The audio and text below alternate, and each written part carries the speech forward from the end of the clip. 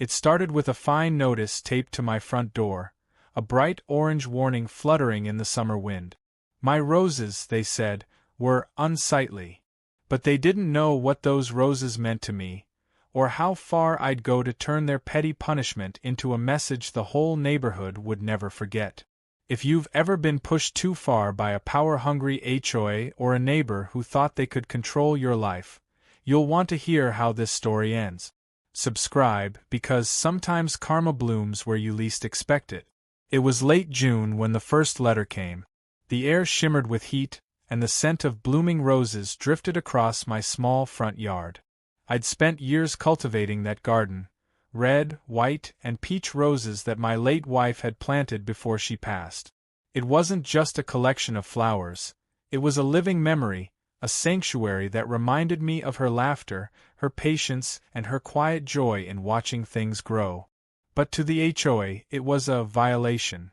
The letter came in an envelope stamped with the familiar logo, Maple Ridge Homeowners Association. Inside was a printed notice filled with cold, bureaucratic language, words like non-compliance and aesthetic standards. My rose bushes, apparently, had grown disproportionately large, disrupting the uniform harmony of the neighborhood. I was given 10 days to correct the issue or face escalating fines. At first, I laughed. It felt absurd.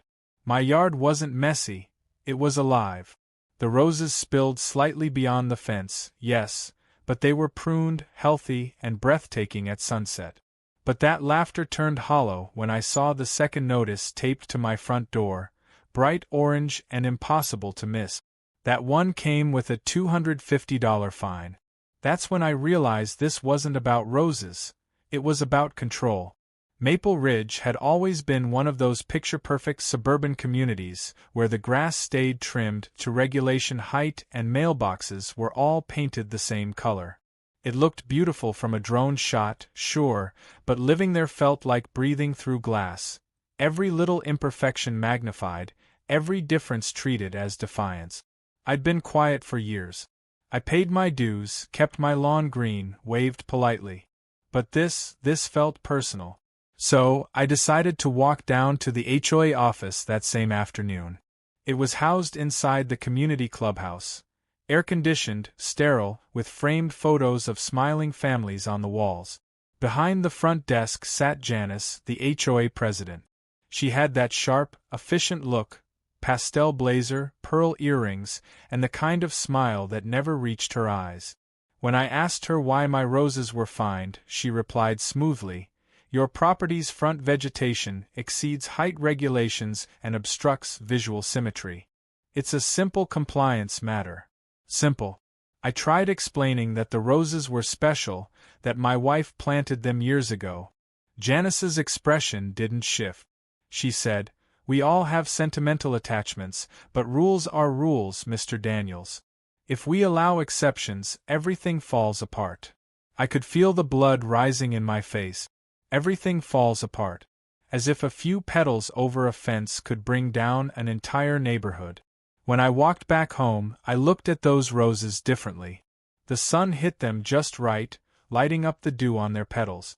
They swayed gently in the wind, free, defiant, unbothered by human rules. And something in me snapped. That night I didn't sleep. I sat by the window, watching the shadows stretch across my yard. I thought about how small people could make you feel when they hid behind authority. I thought about my wife, who used to say, "Beauty doesn't need permission." And then, around 3 a.m., a wild, stubborn idea bloomed in my head. If they wanted symmetry, I'd give them something unforgettable. I started searching online. Artists who worked with topiary, sculptors who carved living plants. I found one, an eccentric garden artist named Luca, known for his massive living sculptures. He'd carved elephants, dragons, even entire faces out of hedges. His work was breathtaking. I sent him a message explaining what I wanted. I didn't just want the roses trimmed. I wanted them transformed. A week later, a white van pulled up in front of my house. Luca stepped out, tall, sunburned, with shears slung over his shoulder like a guitar. He took one look at my rose bushes and smiled. "You want to send a message," he said. I nodded. "I want them to see what beauty really looks like." For 3 days, Luca worked under the blistering sun. The sound of electric trimmers echoed through the neighborhood. Curious neighbors peeked from behind curtains. The HOA patrol car slowed by twice, but Luca ignored them, focused and methodical. By the end of the 3rd day, the transformation was complete. Where my rose bushes once overflowed in wild bloom, now stood 3 massive sculptures, each shaped like a giant thumbs up. The detail was incredible. The petals themselves formed the texture, the stems the shape. They rose proudly over the fence, glowing red and green under the evening sun. It wasn't vandalism. It was art. The next morning, the neighborhood was buzzing. People walked by, taking pictures. Cars slowed down to stare. Some neighbors even smiled and gave me real thumbs up. But Janice wasn't smiling. She arrived around noon, her heels clicking on the sidewalk like tiny hammers of judgment. She stood before my garden, her face pale with disbelief. "This is unacceptable," she said, staring up at the enormous rose thumbs. "This is mockery." I told her calmly, "It's compliance. The bushes are pruned to regulation height. Perfect symmetry." She glared at me, realizing she couldn't argue. Not yet. That night, a photo of the rose thumbs went viral on a local community Facebook group. The caption read, "HOA fined him for his roses, so he turned them into art." Thousands of likes poured in. The story spread faster than gossip could travel. By morning, local reporters were parked outside my house. And that's when the HOA decided to strike back. The next letter wasn't just a fine. It was a threat of legal action for defacing community integrity. That's when the real war began. The next morning, my quiet cul-de-sac looked like a movie set. A line of cars stretched down the street. Reporters, neighbors, strangers holding up phones, all trying to get a glimpse of the rose sculptures. The air smelled of cut stems and camera flash heat. Somewhere in the distance, a lawnmower buzzed like background tension, but here, in front of my home, everything was still except for the hum of whispers. I stood on my porch, coffee in hand, watching the circus unfold. Luca had left the night before, exhausted and satisfied. The sculptures stood proud, 3 towering thumbs-ups, vibrant, detailed, alive. They looked like symbols of defiance, or maybe something deeper, a protest wrapped in petals. But while the world seemed to love them, the HOA was simmering. By noon, I found another envelope in my mailbox. This one marked urgent notice. Inside, the tone had shifted from passive-aggressive to outright hostile. The association cited me for intentional provocation, unauthorized alterations, and public defamation of the Maple Ridge community's aesthetic standards. In short, they were furious, and at the bottom, printed in bold, were the words, "Immediate removal required. Failure to comply will result in legal proceedings." I remember staring at those words, feeling a pulse of anger rise in my chest. I had followed every rule. I'd trimmed the roses, kept them neat, within height limits, symmetrical. They wanted obedience, not compliance. That's what it was about all along. That evening, I walked through the garden, my hands brushing against the soft petals. They glowed faintly in the golden hour light, their shadows stretching like quiet sentinels. For the first time in a long while, I felt peace. My wife would have laughed. She always said roses could speak louder than words. Then, I heard the sound of footsteps. Janice. She walked up the path without invitation, clutching a clipboard like a weapon. Her expression was the perfect mix of self-righteousness and disbelief. "Mr. Daniels," she began, "you're creating a spectacle. This is not art, it's disruption." Her voice trembled slightly, as if even she couldn't believe how ridiculous it sounded. I said nothing. I just looked at her. The roses, the reporters, the cameras, they were all behind her, recording every moment. "This will be removed," she said sharply. "The HOA board has voted unanimously." "Then take me to court," I replied quietly. "Because these roses aren't going anywhere." The silence that followed was heavy. A drone buzzed above us, capturing the moment, the HOA president facing off against a man defending a memory. Janice turned and left, but not before muttering, "You'll regret this." The next few days were chaos. HOA meetings became shouting matches. Half the neighborhood supported me. The other half feared that siding with me would bring fines of their own. Social media exploded. Hashtag Rose Rebellion, hashtag Thumbs Up Garden, hashtag HOA Wars. Even local news anchors covered it with a smirk, calling it the most beautiful protest in suburbia. But the HOA wasn't done. They hired a private landscaping company, one that often worked under contract for Maple Ridge, and scheduled a mandatory property correction. Essentially, they planned to come into my yard and destroy the sculptures. They gave me 48 hours' notice. That night, I sat in my living room, the glow from the streetlights bleeding through the blind. The roses outside seemed to flicker in the wind, casting shifting shadows across the walls. I thought about my wife again, about how she used to say that beauty only matters when it means something. And this meant everything. I called a lawyer the next morning, a local attorney named Melissa Crane, who specialized in homeowner dispute. She had fire in her voice, the kind that sounded like she'd been in too many of these battles before. When I explained everything, she didn't even hesitate. "They don't have the right to alter private property without due process," she said. "Let them try. We'll make it public." She filed an injunction that same afternoon. By the time the HOA's landscaping crew arrived, there were cameras waiting for them. The workers hesitated, unsure what to do. One of them turned to Janice, who had arrived in her usual pastel blazer, holding her clipboard like a badge of authority. "Proceed," she ordered. But before they could move, Melissa stepped in. "Touch one rose," she said firmly, "and I'll make sure this becomes a case study on HOA abuse in every paper across the state." The cameras caught everything. The landscapers backed off. Janice's face flushed with humiliation. And the roses, the defiant thumbs up, stood taller than ever.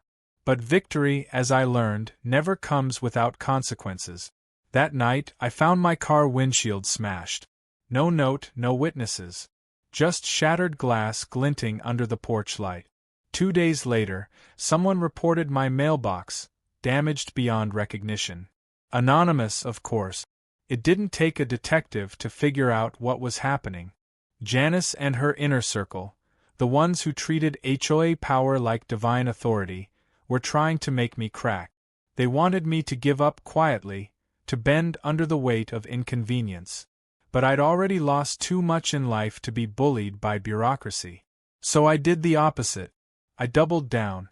I hired a local photographer, a friend of Luca's, and we staged an official photo shoot. High-quality shots of the sculptures in golden light, close-ups of the petals, the texture, the artistry. We submitted them to a few local art galleries, and within a week, one of the images was accepted into a statewide horticultural exhibit. The roses were no longer just flowers. They were now art, officially recognized. When the HOA tried to argue that I was defacing property, the story backfired. Headlines read, "HOA threatens artist for creating living sculpture." The comments online turned brutal. Thousands of people calling out Maple Ridge for being heartless. Then came the moment that changed everything. The local mayor, yes, the mayor, stopped by unannounced. She stood in front of the sculptures, smiling. "It's oddly inspiring," she said to the cameras. "A wonderful example of creativity and expression." That clip aired on the evening news. By morning, Maple Ridge's HOA board was under public fire. Their emails leaked, their credibility crumbled, and neighbors started questioning every petty rule they'd ever enforced. But power never gives up quietly. A week later, I received a certified letter. The HOA wasn't backing down.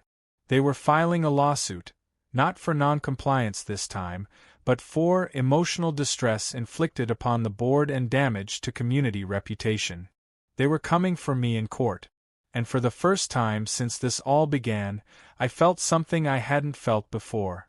Fear. Because I realized, This wasn't just a fight over roses anymore. It was war. The courthouse smelled faintly of disinfectant and stale paper, the kind of sterile scent that makes you forget the world outside is alive. I sat at the defendant's table, palms pressed against cool wood, watching as Janice and her HOA board whispered among themselves across the aisle. Their pastel suits and polished shoes looked absurdly out of place in the gray, echoing courtroom. This wasn't supposed to go this far. But now, here we were, Daniels versus Maple Ridge Homeowners Association. The charge: intentional public defamation, violation of community codes, and infliction of reputational harm. All over 3 rose bushes. Melissa Crane, my attorney, sat beside me, calm and steady as always. Her presence was grounding. She had that quiet kind of strength that made you believe she'd already planned every move 10 steps ahead. When the judge entered, everyone stood. The gavel hit once, sharp as thunder. The sound silenced the tension but didn't erase it. The HOA's lawyer started the opening statement. His voice was smooth, rehearsed. The tone of someone used to getting what he wanted. Your Honor, the defendant knowingly violated Maple Ridge's community guidelines by altering front yard vegetation into a structure designed to mock and discredit the association. This act drew widespread attention, tarnishing the image of a respected community and causing emotional distress to its members. He paused dramatically. This was not art, Your Honor. It was rebellion. My jaw tightened. That word, rebellion, hung in the air like a challenge. When it was Melissa's turn, she stood slowly, her heels clicking like punctuation marks. Your Honor, she began, this case is not about rebellion. It's about the right to expression on private property, about the limits of authority, and about a grieving man honoring his late wife through something beautiful. The HOA has turned a personal garden into a political battlefield. And that is the true disgrace here. Her words hit the room like a quiet explosion. Even the judge looked up, eyes narrowing slightly, intrigued. The proceedings stretched on for hours. Janice testified first, her tone perfectly polished. She spoke about community cohesion, about protecting standards. But beneath every word was a subtle undertone of personal vendetta. Melissa caught it too. She leaned toward me and whispered, "She's overplaying it." When it was my turn to speak, the courtroom seemed to shrink. My voice trembled at first, but I told the truth, about the fines, the roses, my wife's memory, the feeling of being pushed for simply existing differently.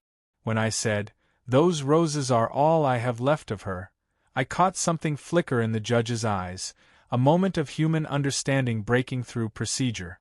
Melissa projected photos onto the screen. Luca's original sketches, the finished sculptures, and the newspaper articles that followed.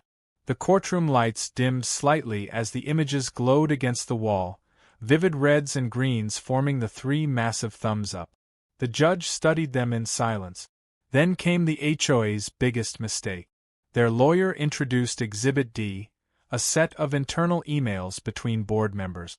They were meant to show due diligence, but one line stood out immediately. It was from Janice herself. "If we let him keep those ridiculous roses, everyone will think they can ignore the rules. We need to make an example out of him, no matter what it takes." The courtroom went still. Melissa's eyebrow arched. "No matter what it takes," she repeated. So this wasn't about rules at all, it was about control.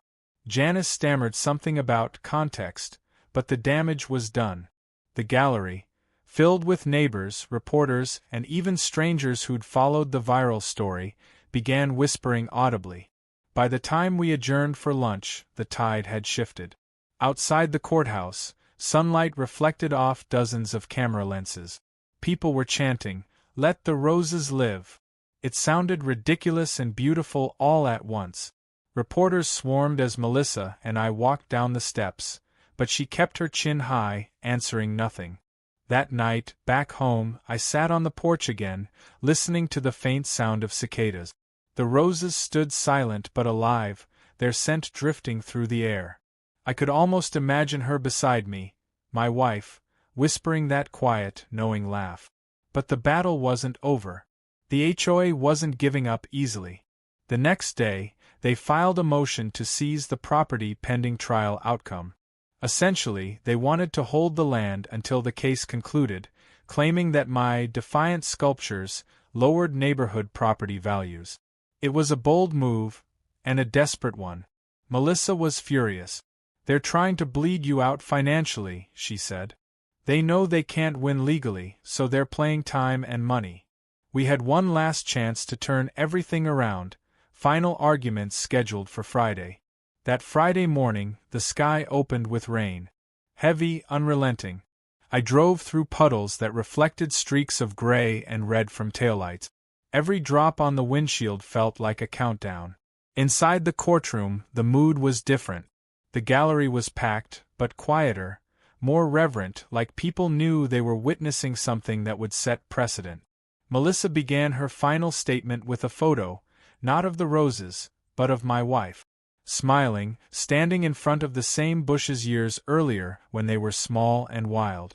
"This," Melissa said softly, "is what the HOA called unsightly." She walked slowly, her voice firm but warm. "A community is not defined by its rules, but by its humanity. When rules crush beauty, when authority becomes cruelty, it stops being protection, it becomes tyranny. Mr. Daniels didn't destroy the neighborhood's image. He reminded it what it means to live." When she sat down, the courtroom was silent. Even Janice looked pale. The judge took a deep breath before speaking. "I've seen many disputes between homeowners and associations," he said, his voice echoing in the stillness. "But this case represents something deeper. The line between order and oppression." He paused. Then, with a single motion, he declared, "Case dismissed. The defendant retains full property rights. The HOA's claims are without merit." The sound that followed wasn't just applause, it was relief. Reporters scrambled for sound bites, people hugged strangers, and outside, under the gray sky, the roses seemed to shimmer as if the rain itself was celebrating. But I didn't feel triumphant. Not yet. Because as the crowd thinned and the news vans rolled away, I noticed Janice standing across the street, her clipboard gone, her posture rigid. She met my eyes, her lips curling into something that wasn't quite a smile. This wasn't over, not for her. She turned and walked away, rain soaking her pale blue blazer. And as thunder rumbled over Maple Ridge, I knew she was planning something. Something worse. The War of the Roses had only just begun. For a brief moment, peace returned to Maple Ridge. The rain had washed the streets clean, the roses stood radiant again, and the local news had moved on to new headlines. I thought the war was finally over. But I underestimated how far people like Janice would go when they lost control. The morning after the court victory, I found my yard littered with debris, broken branches, scraps of paper, and something that made my stomach turn. Dead rose petals scattered deliberately across the porch, their stems snapped clean. Not by wind, not by accident. Someone had been here. The message was clear. It wasn't vandalism. It was revenge. At first, I tried to ignore it. I cleaned up quietly, telling myself it was over. But 2 nights later, I woke to the sound of footsteps outside. A crunch of gravel, then silence. I went to the window and saw a figure moving through the shadows, someone standing just beyond the fence line, staring at the sculptures. Then, just as quickly, they were gone. The next morning, another letter arrived. This one wasn't from the HOA's office. It was slipped into my mailbox by hand. No envelope, no signature. Just a note written in tidy cursive. "You might have won your case, but this community doesn't forget. Some of us believe rules still matter." My hands trembled as I folded the paper. Janice was behind it. I had no proof, but I didn't need any. I could feel her presence in every word. For the first time in months, I felt the old unease return. The kind that crawls up your spine when you realize peace might have been a trick. Melissa advised me to install cameras, and I did. Motion sensors, floodlights, everything. But I didn't tell her what really kept me awake at night. Not the thought of vandalism, but the idea that Janice's obsession had gone beyond policy. It had become personal, almost fanatic. A week later, the neighborhood's annual HOA elections were held. Normally, only a handful of people showed up. But this time, dozens packed into the clubhouse, neighbors divided into invisible lines of loyalty. Janice took the floor first, her pastel armor flawless as ever. "Our community," she began, her voice honeyed, "is falling apart because of exceptions. Because some people believe they are above the rules that keep Maple Ridge beautiful." Whispers rippled through the crowd. Then I spoke. Calmly, without anger. I told them about the vandalism, about the threats, about how control had replaced community. My voice didn't rise, but the truth carried like a storm through the silence. When the votes were counted, something miraculous happened. Janice lost. By a single vote. The room broke into hushed murmurs. Janice stood frozen, lips parted, disbelief flickering in her eyes. She tried to protest, demanding a recount, but the numbers were final. For the first time, the woman who ruled Maple Ridge with an iron clipboard was dethroned. That night, the roses seemed to breathe easier. But peace, again, was fleeting. 2 nights later, around midnight, I was awakened by the sound of shattering glass. I rushed downstairs to find my living room window broken. Wind howled through the open space, carrying the scent of gasoline. Outside, beneath the pale light of the moon, a faint trail glistened across the grass, a thin, dark liquid leading toward the rose bushes. I grabbed the garden hose and sprayed the area before panic could take over. The soil hissed as the water hit it, the gasoline smell rising stronger. Someone had tried to burn them. The police came quickly, took notes, snapped photos. But without witnesses or video, my cameras had been disabled. There wasn't much they could do. When I mentioned the HOA conflict, the officer sighed. "You'd be surprised how often neighborhood disputes turn ugly," he said. "But this? This feels personal." It was. 4 days, the neighborhood buzzed with gossip. Some neighbors looked away when I passed. Others offered quiet support. But Janice? She'd vanished. No one had seen her since the election. Her blinds were drawn, her car unmoved. I should have felt relief, but instead, I felt something colder, the silence of someone planning their next move. Then, one morning, the mail came. Among the bills and flyers was an envelope embossed with a new letterhead: Maple Ridge Renewal Committee, Acting President, Janice Turner. I read it twice, my pulse quickening. She had formed a new HOA, an unofficial splinter group claiming to preserve Maple Ridge's original values. And this time, they weren't sending warnings. They were gathering signatures for a forced sale petition. Their claim? That I had created a public nuisance and irreparably altered the character of the community.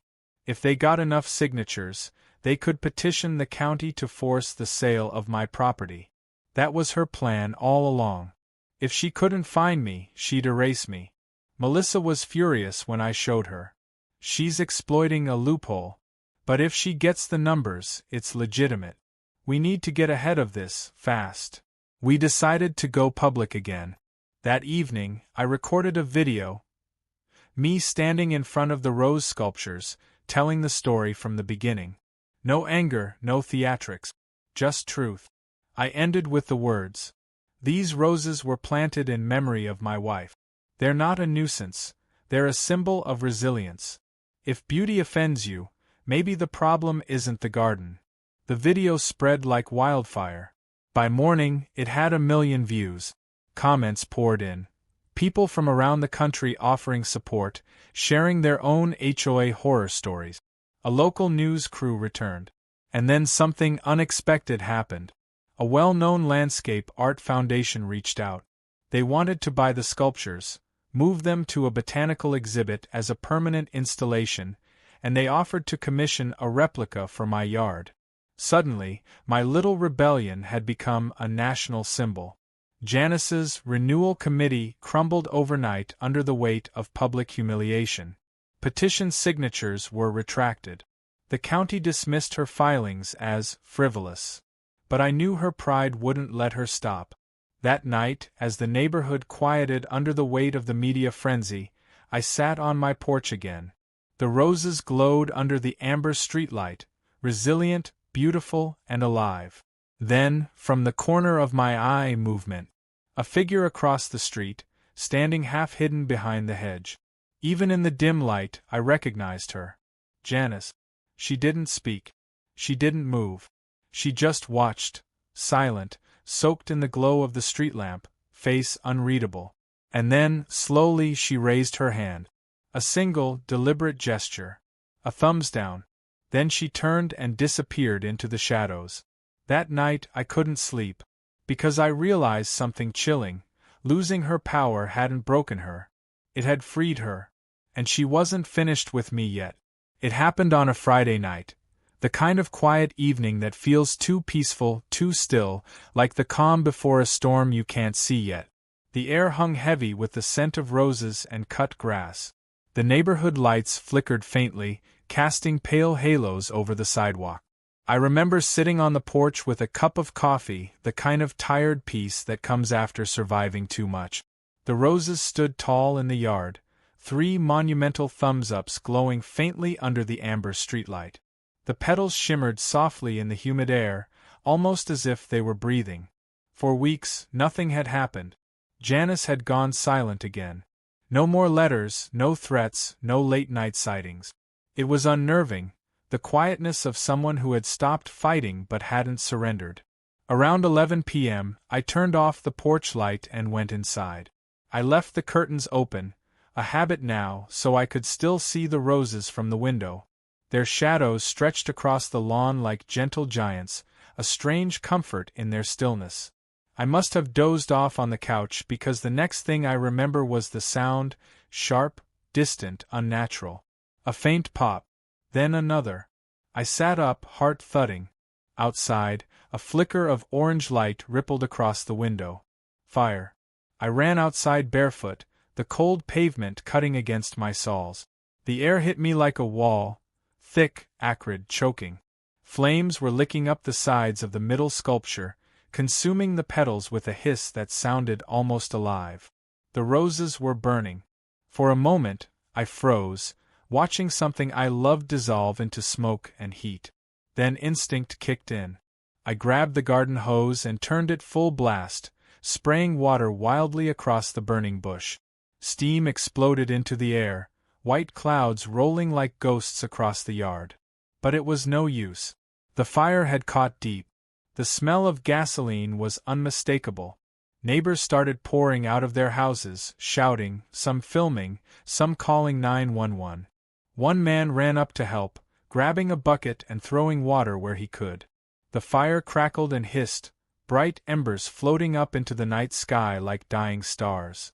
By the time the fire department arrived, half the sculpture was gone, a blackened skeleton of thorns and charred petals. The firefighters worked quickly, their shouts cutting through the chaos. When it was finally over, only 2 of the giant thumbs-up remained intact. The third, the one at the center, had been reduced to ash. I stood there, soaked and shaking, watching smoke curl upward into the night. The roses that had once stood as defiance now looked like a battlefield grave. The fire captain approached me, his helmet reflecting the dying embers. "You were lucky," he said quietly. "It spread fast. Another 5 minutes, and it would have reached your porch." "Do you know what caused it?" I asked, though I already knew. He hesitated. "There's evidence of an accelerant. Gasoline, most likely. Intentional. Intentional." That word echoed through my skull. The next morning, the story exploded across the news again. HOA art protest targeted in late-night fire. The photos were haunting, smoke still rising, the charred remains of petals dark against the morning sky. Reporters came. Neighbors whispered. The police questioned me for hours, taking statements, examining the remnants of my security system. The cameras had been disabled again, this time not just turned off but smashed. Whoever did it knew exactly what they were doing. There was only one name that came to mind. Janice. Melissa met me later that day. Her face was grim. Without footage or witnesses, we can't prove anything. But the timing, the method, it's her. I nodded. She's escalating. Melissa sighed. People like her, they need control. You took that from her, and now she's unraveling. Be careful. She's dangerous. That night, I couldn't sit still. The silence felt suffocating. Every creak of the house sounded like footsteps. Every shadow outside looked like her standing there again, watching. Sometime past midnight, I stepped outside. The night air was cool now, the scent of smoke still faint in the breeze. I stood before the ruins of the center sculpture, running my hand through the blackened soil. It should have been despair, but instead, something stronger stirred inside me, defiance. She wanted to destroy what those roses stood for. She wanted to make me bend. So I decided she wouldn't get the satisfaction. The next morning, I called Luca. His voice crackled through the line, groggy but curious. She burned one, I told him. There was a pause, then a sharp exhale.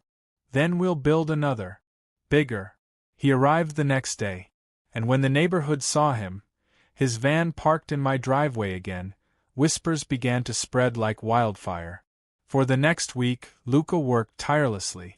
The air filled with the steady hum of electric trimmers and the scent of cut greenery. This time, the design was different. The new sculpture wasn't just a thumbs up. It was two hands, intertwined, rising together from the base of roses, fingers woven like roots. A symbol not of mockery, but resilience. People stopped to watch. Even those who had once sided with the HOA seemed moved. Children brought water bottles for Luca. Elderly neighbors clapped quietly from their porches. When it was done, the new sculpture stood taller than the rest, radiant, alive, unbroken. That evening, a soft breeze rustled through the petals. For a moment, I thought the nightmare was finally ending. But just as the sun dipped below the horizon, my phone buzzed. An anonymous number. A single message appeared on the screen. You should have let it burn. I stared at the text until the screen dimmed. I wanted to believe it was a prank, but deep down I knew she was still out there. Watching. Waiting. Over the next few days, strange things began to happen again. My trash cans overturned. Footprints in the wet soil by the fence. The mailbox door left open. Always subtle. Always just enough to remind me that peace was temporary. Then, one morning, I found a rose lying on my porch. A single red rose, its stem snapped in half. Placed neatly beside it, a folded piece of paper. One day, your garden will go quiet. That was when I finally called the police again, demanding protection. They promised extra patrols, but deep down, I knew that wouldn't stop her. Janice wasn't driven by rules anymore. She was driven by obsession, by the idea that she could erase me, one way or another. That night, as I locked the doors and drew the blinds, I looked once more at the roses outside, glowing softly in the porch light. They stood together now, strong and defiant. But I couldn't shake the feeling that something was coming. Something worse than fire. Morning broke with a fragile calm, the kind that feels too quiet, like the world is holding its breath. Dew shimmered on the grass, sunlight streaking through the thin veil of fog that hung over the neighborhood. The air was cold, but the garden looked alive again. The roses stood proud, glistening, defying the ashes that had once tried to erase them. But something felt wrong. The street was too empty. The birds weren't singing. And when I glanced across the cul-de-sac, Janice's car was gone. Her driveway, once perfectly manicured, now looked neglected. The grass had started to grow wild around the mailbox, a strange sight for someone who had fined me for a messy rose bush. It had been 3 days since the text message, the one that said, "You should have let it burn." 3 days of sleepless nights, lights left on, and the haunting sense that I was being watched. By noon, I decided to take action. Enough waiting. Enough fear. I called Melissa. "Can you come by? I think it's time we end this." When she arrived, she didn't bother with greetings. She stepped out of her car with a folder under her arm, her expression cold and determined. You're right, she said. We've got one last card to play. Inside, she spread papers across my kitchen table, copies of complaints, board emails, HOA financial records, and Janice's own hand-signed warnings. I've been digging, she said. And I found something interesting. She slid one page toward me. It was a receipt, dated a week before the fire, showing a purchase for gasoline, hedge clippers, and gardening gloves. From Janice's account, Melissa said quietly. She bought them using the HOA's corporate card. For a moment, I just stared at the paper. Everything inside me stilled.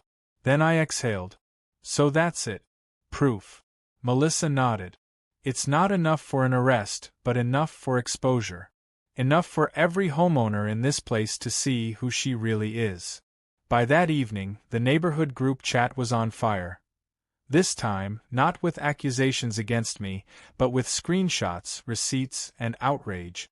The residents who had once whispered behind my back were now calling for Janice's resignation. Someone wrote, "We trusted her with our money. She's burning gardens instead." Another, "She's unfit to lead. She's dangerous." That night I didn't see her. Her windows stayed dark. The blinds never shifted. For the first time in months it felt like I could breathe. But the peace didn't last. Around 2:30 a.m., a loud crash shattered the silence. It came from outside, from the direction of the garden. I jumped out of bed, heart hammering, and ran to the window. The motion lights flicked on, flooding the yard with white light. And there she was, Janice. Her figure stood in the middle of my lawn, illuminated in stark white. Her hair was wild, her clothes disheveled, and in her hand, a pair of pruning shears glinting under the light. She was hacking at the roses, violently, ripping petals from the stems, cursing under her breath. I froze. It wasn't the anger that terrified me, it was the look in her eyes. Cold, empty, unhinged. I grabbed my phone and dialed 911, whispering to the operator while watching from the window. "She's here. She's destroying my property. Please, hurry." Outside, Janice moved from one sculpture to the next, her breathing heavy, each swing more desperate than the last. She wasn't just cutting, she was obliterating. Years of careful growth, beauty, and defiance, all torn apart in a frenzy. The sound of sirens pierced the air minutes later, red and blue lights flooding the street. But Janice didn't run. She just stood there, staring at the wreckage she'd made, her body trembling. When the officers approached her, she didn't resist. She dropped the shears, whispered something I couldn't hear, and collapsed to her knees. The police led her away in handcuffs, the flashing lights painting her face in ghostly red. Neighbors gathered silently in their doorways, watching the woman who had once ruled them all crumble into madness. The next morning, I stepped into the yard. The roses were shredded, the sculptures mutilated, stems snapped, petals crushed into the soil. The intertwined hands, once symbols of unity, now looked broken, severed at the wrists. For the first time, I felt the exhaustion settle deep inside me. I wanted to replant, to rebuild, but part of me knew it was time to let the garden rest. Later that week, the HOA held an emergency meeting. Without Janice, the room felt strangely lighter. The other board members avoided my eyes at first, then one of them finally spoke. "On behalf of the association," he said, "we apologize. You didn't deserve any of this." I nodded, not with triumph, but quiet relief. It wasn't victory, it was closure. Over the following days, word spread fast. News outlets picked up the story again. HOA president arrested for property destruction. The video footage from my neighbor's camera, the one across the street, had captured everything. Janice's final outburst was now public. The comments flooded in. Poetic justice. Those roses were her undoing. She built her world on control and lost it to beauty. Weeks later, as winter began to creep into the air, I returned to the garden one last time. The charred soil had started to grow again, tiny green shoots breaking through the black earth. Luca came by unexpectedly, carrying a small potted plant. A single rose. For the next chapter, he said softly, setting it down where the intertwined sculpture once stood. I smiled faintly. Just one. He shrugged. Sometimes one bloom says everything. I planted it myself that evening, pressing the soil gently around its root. As the sun set, a soft wind swept through the yard, carrying the faint scent of roses, or maybe the memory of them. The neighborhood had changed. The fear was gone. The letters stopped. The rules loosened. Kids played on the sidewalks again. It was as if, in destroying my garden, Janice had freed everyone from her grip. And as for me, I finally learned that beauty and rebellion can share the same soil. That sometimes the things they try to destroy are the very things that outlast them. When spring came again, that single rose bloomed. Bright red, defiant, unyielding. It was the last bloom from a garden that had once been fire and ash. And in its petals I saw everything: the struggle, the loss, the justice, and the quiet victory of standing tall when they want you to bend. The HOA had tried to bury me under their rules. But they forgot, even ashes can grow roses.